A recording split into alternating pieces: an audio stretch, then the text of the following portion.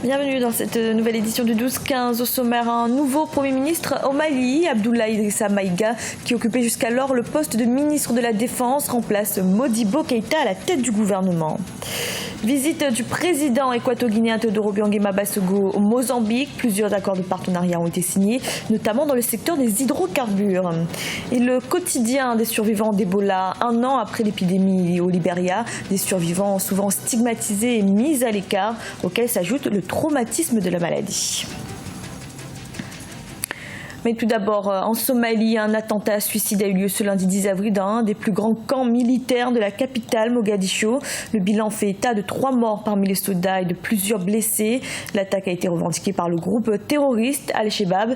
Elle survient au lendemain d'un attentat à la voiture piégée contre le nouveau chef de l'armée Mohamed Ahmed Jimal, qui en a réchappé. Au Mali, le président Ibrahim Boubacar Keïta a nommé un nouveau Premier ministre. Il s'agit d'Abdoulaye Idrissa Maïga, jusque-là ministre de la Défense. Il remplace Modibo Keïta à la tête du gouvernement. Un remaniement qui intervient dans un contexte de résurgence des attaques terroristes. Reportage de notre correspondant Mokhtar Bari.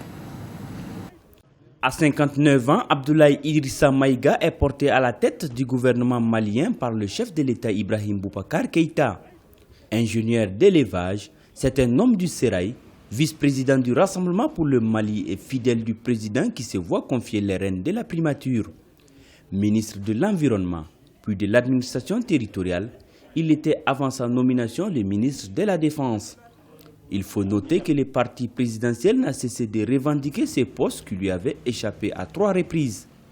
Le RPM salue cette nomination. Donc c'est l'une des rares fois où aujourd'hui le président songe à le faire. Et à 1 an de cette élections, je pense que le camarade sera accompagné par la direction du parti. Et je dirais aussi que le président du parti, le Rassemblement pour le Mali, il n'est pas là aujourd'hui, mais je pense qu'il doit se réjouir de cette nomination. Secrétaire général de l'AMDH, l'Association malienne des droits de l'homme de 1990 à 1999, Abdoulaye Idrissa Maïga devient directeur général du projet Élevage Mali Nord-Est Gao en 1998.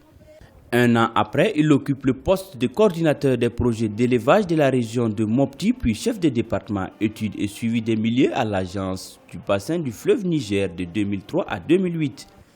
Depuis cette date, il officie comme consultant auprès d'organismes internationaux. Directeur de campagne du candidat Ibeka en 2013, c'est donc un fidèle mais un fin connaisseur des dossiers qui se retrouve à la tête du gouvernement. En tant que ministre de l'administration territoriale, il a travaillé dans ce sens. Après, il est revenu à la défense. C'est lui qui a installé les premiers MOC. Le MOC aujourd'hui qui est opérationnel. Donc nous pensons qu'en connaisseur du sujet, venant du Nord, nous pensons qu'il peut nous aider beaucoup à aplanir vraiment cette difficulté d'insécurité qui règne au Nord et au centre du pays. Le Premier ministre est un Premier ministre politique, imposé quelque part par le parti majoritaire. Et donc on s'attend, on espère qu'il va pouvoir s'échapper, s'affranchir de cette pression pour pouvoir s'occuper essentiellement de la nation et non des intérêts du RPM. Abdoulaye Idrissa Maïga aura la lourde tâche de conduire à bon port la nouvelle équipe gouvernementale aux élections présidentielles de 2018. Mais l'objectif le plus urgent est la relance du dialogue social. Le président équato-guinéen Teodoro Obiang Bassogo était en visite au Mozambique. Plusieurs accords de partenariat ont été signés, notamment dans le secteur des hydrocarbures. À cette occasion, le chef de l'État a également été fait citoyen de la ville de Maputo. Reportage de notre correspondant Léopold Denis Bassoué. Le président Teodoro Obiang Bassogo a été officiellement déclaré citoyen de la ville de Maputo. C'était lors d'une visite de 48 heures que le chef de l'État équato-guinéen a effectué le 5, 6 et 7 avril au Mozambique. Teodoro Obiang Bassogo reçoit la citoyenneté de la ville de Maputo en honneur de son engagement pour le progrès social en Afrique. La clé de la ville que nous vous avons donnée aujourd'hui symbolise d'abord les ports mozambicains, toujours ouverts à la Guinée équatoriale. Elle symbolise également la reconnaissance des relations spéciales entre nos deux pays. Avec cette clé, nous voulons désormais que les Équato-Guinéens visitent Maputo pour découvrir les merveilles du Mozambique. C'est la première visite d'État du président de la Guinée équatoriale au Mozambique. C'est donc avec joie qu'il reçoit la distinction des autorités mozambicaines. Agradecemos con profunda satisfação a honra. Nous saluons et acceptons avec une profonde satisfaction la distinction de la municipalité de Maputo. Vous nous avez donné la clé de cette ville historique. C'est une distinction qui fait de nous un citoyen de cette municipalité. Au nom du peuple de la Guinée équatoriale, nous l'acceptons.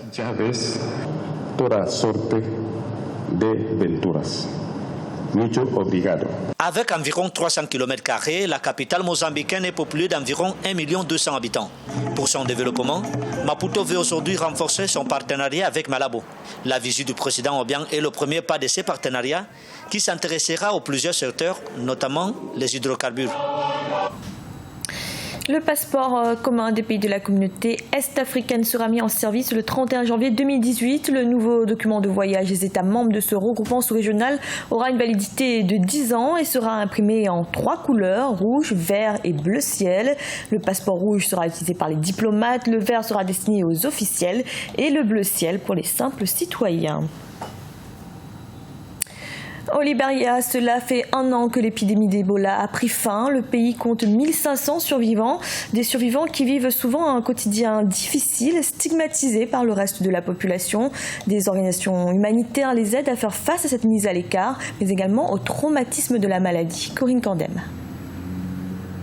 Ils sont plus de 1500 survivants du virus Ebola enregistrés au Libéria, d'après le ministère de la Santé. Cependant, après avoir survécu à cette bataille contre le virus, qui leur a pour la plupart laissé des séquelles physiques, ils doivent désormais faire face à une autre bataille, cette fois psychologique. En effet, bien que l'on ait déclaré l'Afrique de l'Ouest débarrassée du virus Ebola il y a presque 1 an, les survivants de la maladie font toujours face à des défis significatifs, notamment la stigmatisation. Parfois, quand je pense à ce qui m'est arrivé, je pense à ma famille qui s'est éloignée de moi par la suite, je me sens découragé parce que je n'ai pas d'argent, je ne peux pas travailler.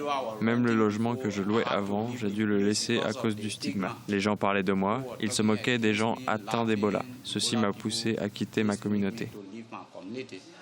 Plusieurs organisations humanitaires essaient de venir en aide aux survivants, parmi elles l'ONG Samaritan's Purse. L'organisation subventionne des soins médicaux pour des survivants dans le nord du Libéria. Cependant, ses ressources sont limitées et elle dispose uniquement d'un psychologue pour s'occuper des centaines de survivants victimes de traumatismes. Ce n'est pas suffisant. Actuellement, les survivants sont d'une façon ou d'une autre rejetés de la communauté. Le traumatisme des survivants est un problème majeur. Malheureusement, changer n'est pas une chose soudaine, c'est un processus graduel. Le Libéria essaye de se remettre sur pied depuis que la fin de l'épidémie a été déclarée dans le pays il y a 1 an. Sur le plan économique et social, le pays a considérablement été impacté. Nombreux sont ceux qui espèrent que les prochaines élections présidentielles prévues fin 2017 soient le signe d'un nouveau départ. Ce journal a été réalisé par l'ensemble de la rédaction. Merci de l'avoir suivi. Retrouvez dans un instant une nouvelle édition de l'information.